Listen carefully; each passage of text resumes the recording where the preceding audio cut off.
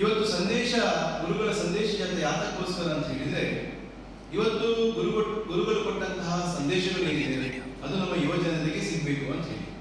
ಇವತ್ತು ಗುರುಗಳು ಹೇಳಿದಂತಹ ಮುಖ್ಯವಾದಂತಹ ಒಂದು ಸಂದೇಶ ಅಂತ ಹೇಳಿದ್ರೆ, ಒಂದೇ ಜಾತಿ ಒಂದೇ ಮತ ಒಬ್ಬರೇ ದೇವರು ಅಂತಕ್ಕಂಥದ್ದು. ಇದು ಏನನ್ನು ಸೂಚಿಸ್ತದೆ ಅಂತ ಹೇಳಿದ್ರೆ ಸಮಾನತೆ. ಇವತ್ತು ಸಮಾನತೆ ನಮ್ಮ ದೇಶಕ್ಕೆ ಬೇಕಾಗಿದೆ. ಇವತ್ತು ಅಸಮಾನತೆ ಹೋಗಬೇಕು, ಸಮಾನತೆ ಬರಬೇಕು, ದೇಶದಲ್ಲಿ ಶಾಂತಿ ಸಿಗಬೇಕು ಎನ್ನುವ ನಿಟ್ಟಿನಲ್ಲಿ ಯುವ ಜನತೆಗೆ ಈ ಒಂದು ಸಂದೇಶವನ್ನು ಕೊಡಬೇಕು, ಯುವ ಜನತೆಯಲ್ಲಿ ಈ ಒಂದು ಭಾವನೆ ಮೂಡಬೇಕು ಎನ್ನುವಂತ ನಿಟ್ಟಿನಲ್ಲಿ ಪ್ರತಿ ವರ್ಷ ಈ ಕಾರ್ಯಕ್ರಮವನ್ನು ಮಾಡ್ಕೊಂಡು ಬರ್ತಾ ಇದ್ದೇವೆ. ನೀವು ನೋಡಿರ್ಬೋದು, ಇವತ್ತು ಕೂಡ ನಮ್ಮ ದೇಶದಲ್ಲಿ ಅಸಮಾನತೆಯಿಂದೇ ಕೂಡಿದೆ. ಸಮಾನತೆ ಬರಬೇಕು, ಸಮಾನತೆ ಬಂದರೆ ದೇಶದಲ್ಲಿ ನಮಗೆ ಶಾಂತಿ ಸಿಗ್ತದೆ. ಶಾಂತಿ ಸಿಕ್ಕಿದ್ರೆ ನಮ್ಮ ದೇಶ ಅಭಿವೃದ್ಧಿ ಆಗ್ತದೆ. ದೇಶ ಅಭಿವೃದ್ಧಿ ಆಗುವುದು ನಮಗೆ ಬಹಳ ಮುಖ್ಯ. ಈ ದೇಶದ ಒಂದು ಒಳಿತಿಗಾಗಿ ನಾರಾಯಣ ಗುರುಗಳ ಸಂದೇಶ ಬರಬೇಕು. ಹಾಗೆ ಈ ಒಂದು ಸಂದೇಶ ಇವತ್ತು ನಮ್ಮ ಪನ್ನಂಜೆಯಿಂದ ಹೊರಟು ಅದು ನಮ್ಮ ಸಿಟಿ ಬಸ್ ಸ್ಟ್ಯಾಂಡ್ ಆಗಿ ಕೋರ್ಟ್ ರಸ್ತೆಯ ಪರಂತ್ರವಾಡಿ ಬೈಲೂರು ಮಾರ್ಗವಾಗಿ ಮತ್ತು ನಮ್ಮ ಜಂದೂರ್ಕಟ್ಟೆ ಮತ್ತು ಮಣಿಪುರ ಮಾರ್ಗದಲ್ಲಿ ನಮ್ಮ ಶ್ರೀ ವಿಶ್ವನಾಥ ಕ್ಷೇತ್ರದಲ್ಲಿ ಬಂದು ಸೇರಲಿದೆ. ಈ ಒಂದು ಕಾರ್ಯಕ್ರಮದಲ್ಲಿ ಮುಖ್ಯವಾಗಿ ಇವತ್ತು ಒಬ್ಬ ಮಹಿಳಾ ಪೊಲೀಸ್ ದಕ್ಷ ಅಧಿಕಾರಿಯಾಗಿರ್ತಕ್ಕಂಥ ರೀನಾ ಸುವರ್ಣ ಅವರು ಬರ್ತಾ ಇದ್ದಾರೆ.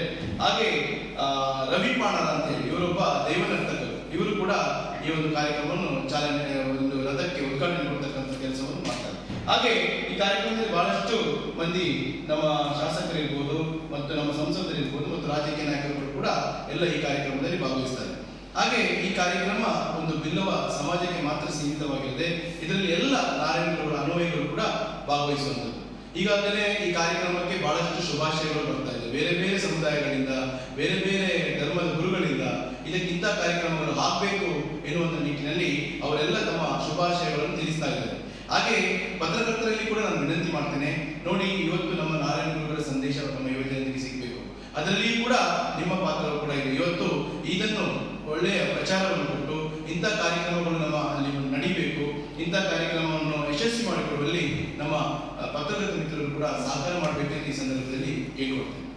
ತಾವು ಪತ್ರಕರ್ತ ಮಿತ್ರರು ಗಮನಿಸಿರ್ಬೋದು, ಇದು ಇವತ್ತಲ್ಲ, ಯಾವತ್ತೂ ಕೂಡ ಒಂದು ಗುರುಗಳಿಗೆ ಅಗೌರವ ತೋರ್ತಕ್ಕಂಥ ಕೆಲಸ ಆಗ್ತಾನೆ ಇದೆ. ನೀವು ಪ್ರತಿ ವರ್ಷ ನೀವು ತೆಗೆದು ನೋಡಿ, ಎಲ್ಲಿಯೂ ಕೂಡ ಒಂದು ಗುರುಗಳಿಗೆ ಅಗೌರವ ಕೆಲಸ ಆಗ್ತದೆ. ಇವತ್ತು 3 ವರ್ಷ ಆಗಿ ಅಧಿಕೃತವಾಗಿ ಆದೇಶ ಆಗಿ ನಿರ್ಮಿತವಾದಂತಹ ಒಂದು ಆ ವ್ರತ, ಅದನ್ನು ಏಕಾಏಕಿ ತೆಗೆಯುವುದು ಮಾಡುವುದು ಇವತ್ತು ಮಾಡಿದ್ದಾರೆ. ಆದ ನಂತರ ಜಿಲ್ಲಾಡಳಿತ ಎಚ್ಚೆತ್ತುಕೊಂಡು ಅದನ್ನು ತಂದಿಡುವಂತ ಕೆಲಸ ಮಾಡಿದ್ದಾರೆ. ಈಗಾಗಲೇ ನಾನು ನಗರಸಭಾ ಅಧ್ಯಕ್ಷರಿಗೆ ಮನವಿ ಮಾಡಿದ್ದೇನೆ, ಅದನ್ನು ತಕ್ಷಣ ನೀವು ಅಲ್ಲಿ ಒಂದು ಪರ್ಮನೆಂಟ್ ಸ್ಟ್ರಕ್ಚರ್ ಮಾಡಿ ಗುರುಗಳದ್ದು ಒಂದು ವೃತ್ತ ಮಾಡಬೇಕಂತ ಹೇಳಿ. ಅದಕ್ಕೆ ಅವರು ಆಶ್ವಾಸನೆ ಕೊಟ್ಟಿದ್ದಾರೆ. ಒಂದು ವೇಳೆ ಅದು ಆಗದಿದ್ದರೆ ಮುಂದಿನ ದಿವಸ ನಾವು ಅದಕ್ಕೆ ಯಾವ ರೀತಿಯ ಒಂದು ಕ್ರಮ ತೆಗೆದುಕೊಳ್ಬೇಕು ಮತ್ತು ಯಾವ ರೀತಿಯ ಹೋರಾಟ ಮಾಡಬೇಕು ಅಂತ ನಾವೆಲ್ಲರೂ ಕೂಡ ಕೂತ್ಕೊಂಡು ಅದರ ಬಗ್ಗೆ ನಿರ್ಣಯಿಸಿದ್ದೇವೆ. ರಾಜಕೀಯ ಜಯಂತಿ, ನಮ್ಮ ನಾರಾಯಣಗುರು ಜಯಂತಿ ಬಂದಾಗ ಭಾಷಣದಲ್ಲಿ ಹೇಳ್ತಾರೆ ಗುರುಗಳ ಪುತ್ಥಳಿಯನ್ನು ನಾವು ವಿಧಾನಸೌಧದಲ್ಲಿ ಮಾಡ್ತೇವೆ ಅಂತ ಹೇಳಿ. ಇವತ್ತು ಯಾಕೆ ಅದನ್ನು ಮಾಡಬೇಕಂತ ಹೇಳಿದ್ರೆ, ಇವತ್ತು ನಾವು ಅವರನ್ನು ವಿಶ್ವಗುರು ಅಂತ ಹೇಳ್ತೀವಿ. ಇವತ್ತು ನೀವು ನೋಡಿರ್ಬೋದು, ನಮ್ಮ ಪೋಪ್ ಫ್ರಾನ್ಸಿಸ್ ಅವರು ಏನ್ ಹೇಳಿದ್ರು, ನಮ್ಗೆ ನಾರಾಯಣ ಗುರುಗಳ ಸಂದೇಶ ಸಿಗ್ಬೇಕಂತ ಒಬ್ಬ ಕ್ರಿಶ್ಚಿಯನ್ ಕಮ್ಯುನಿಟಿ ಒಬ್ಬ ಮಹಾಗುರು ಹೇಳ್ತಾರೆ. ಅದು ನಮ್ಮ ದೇಶದ ರಾಜಕೀಯಕ್ಕೆ ಯಾಕೆ ಚಿಂತನೆ ಬರ್ತಾ ಇಲ್ಲ ಅಂತ ನಮ್ಗೆ ಗೊತ್ತಾಗ್ತಾ ಇಲ್ಲ. ಆದ್ರಿಂದ ಅಲ್ಲಿ ನಮ್ಮ ವಿಧಾನಸೌಧದಲ್ಲಿ ಬಹಳಷ್ಟು ದೇಶಕ್ಕೆ ಸಾಧನೆ ಮಾಡಿದವರು ಅವರೆಲ್ಲ ಪುತ್ಥಳಿಗಳಿದೆ. ಆದ್ರೆ ಗುರುಗಳದ್ದು ಅಲ್ಲಿ ಬರಬೇಕು ಅಂತ ಹೇಳಿ ಅದು ಅವರಿಗೆ ಕೊಡ್ತಕ್ಕಂಥ ಗೌರವ ಎನ್ನುವ ನಿಟ್ಟಿನಲ್ಲಿ ನಾವು ಬಹಳ ವರ್ಷದಿಂದ ಅದಕ್ಕೆ ಬೇಡಿಕೆ ನೀಡ್ತಾ ಇದ್ದೇವೆ. ಇವತ್ತಿಗೂ ಕೂಡ ಅದು ನೆರವೇರಿಲ್ಲ, ಖಾಲಿ ಭರವಸೆಗಳು ಮಾತ್ರ ಸಿಗ್ತಾ ಇದೆ. ಇದಕ್ಕೆ ಕೂಡ ನಾನು ಪತ್ರಕರ್ತರಿಗೆ ವಿನಂತಿ ಮಾಡ್ತೇನೆ, ತಾವು ಕೂಡ ಒಂದು ಅದಕ್ಕೆ ಒಂದು ಇದನ್ನು ಕೊಟ್ಟರೆ ಖಂಡಿತವಾಗ್ಲೂ ಅದು ಆಗ್ತದೆ ಅಂತ ಹೇಳಿಕೆ ಬಯಸ್ತೇನೆ. ಅಲ್ಲ, ವಿಧಾನಸೌಧದಲ್ಲಿ ಮಾಡೋದ್ರಿಂದ ಲೋಕಸಭೆಗೆ ನೀವು ಇದು ಮಾಡಬಹುದು ಅಲ್ಲ. ನಮಗೆ ವಿಧಾನಸೌಧದಲ್ಲಿ ಅಂದ್ರೆ ಅವರು ಕೇರಳದ ಗುರುಗಳಾಗಿ ಕರ್ನಾಟಕದಲ್ಲಿ ಹೆಸರುವಾಸಿ ಪಡೆದು ರಾಷ್ಟ್ರವ್ಯಾಪ್ತಿ ಹೆಸರು ನೀವು ಲೋಕಸಭೆಗೆ ಅವರದ್ದು ಇಡಬೇಕಂತ ಹೇಳಿ ಯಾಕೆ ಮಾಡಬಹುದು? ನೋಡಿ, ಈಗ ಮೊದಲು ರಾಜ್ಯದಲ್ಲಿ ಬರಬೇಕು. ರಾಜ್ಯದಲ್ಲಿ ಬಂದ್ರೆ ಕೇಂದ್ರ ಅದನ್ನು ಇದು ಮಾಡ್ತದೆ, ನೋಟ್ ಮಾಡ್ತದೆ. ಆದ್ರೆ ಇವತ್ತು ರಾಜ್ಯದಲ್ಲೇ ಬರುವುದಿಲ್ಲ, ರಾಜ್ಯದಲ್ಲಿ ಅದರ ಧ್ವನಿ ಎತ್ತಿಲ್ಲ ಅಂತ ಹೇಳಿದ್ರೆ ಲೋಕಸಭೆಯಲ್ಲಿ ಡೈರೆಕ್ಟ್ ಆಗಿ ಹೇಗೆ ಕೇಳುದು? ಕೇರಳದಲ್ಲಿ ಮಾಡಿದ್ದಾರೆ, ಕೇರಳದಲ್ಲಿ ಮಾಡಿದ್ದಾರೆ, ಹಾಗೆ ಕರ್ನಾಟಕದಲ್ಲಿ ಬಂದ್ರೆ, ಹಾಗೆ ಇನ್ನೊಂದು ಎಲ್ಲ ರಾಜ್ಯಗಳಲ್ಲಿ ಬಂದ್ರೆ ಖಂಡಿತವಾಗ್ಲೂ ಕೇಂದ್ರದಲ್ಲಿ ಮಾಡೇ ಮಾಡ್ತಾರೆ ಎನ್ನುವಂತ ಭರವಸೆ ಇದೆ.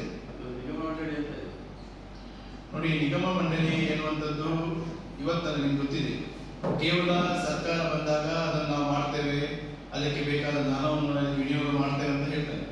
ಆದ್ರೆ ಇವತ್ತು ನೋಡಿರ್ಬೋದು, ಶ್ರೀ ನಾರಾಯಣ ಗುರು ನಿಗಮ ಸ್ಥಾಪನೆ ಆಗಿದೆ ಅಂತ ಹೇಳ್ತಾರೆ. ಸ್ಥಾಪನೆ ಆದರೆ ಅದಕ್ಕೆ ಹಣ ಯಾವಾಗ ಇಡುತ್ತಾರೆ ಅಂತ ಗೊತ್ತಿಲ್ಲ. ಇವತ್ತು ಈಗಿನ ಸರ್ಕಾರ ಹೇಳಿದ್ದು ನಾವು ಅದಕ್ಕೆ 500 ಕೋಟಿ ರೂಪಾಯಿ ನೀಡ್ತೇವೆ ಅಂತ ಹೇಳಿ.